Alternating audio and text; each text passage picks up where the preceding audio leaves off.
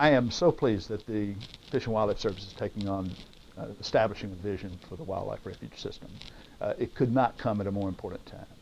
We have enormous threats, whether they're encroachment, climate impacts, recreation overload.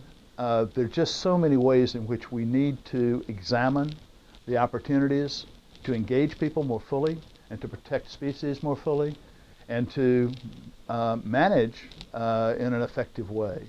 At the same time, we have a responsibility for identifying places that are wild, where there is nothing more important than protecting the wildness, the wildlife, and the natural areas that these refuges were set up to protect initially.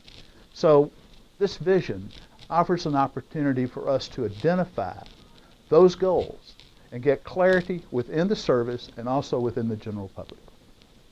One of the things that I think is really neat about the wildlife refuge system is it is one of the best places where you can see the relationship between natural communities and human communities. And how do they exist together? And thriving human communities thrive because there's a natural system in which they are operating. Natural systems can only thrive if the human communities allow that. So this relationship can be expressed, I think, in a vision that's really important for the next 10 years.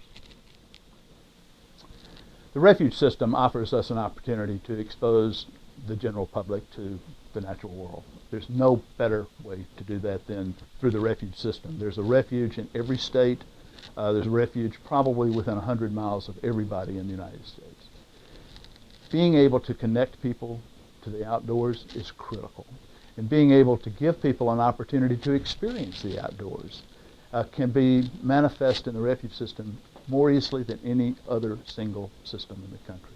So I think this relationship between the refuge system and the general public offers us maybe the greatest chance to engage people in understanding and protecting the natural world. We need to find these special places and how to connect them. There's no better expression of that than the wildlife refuge system.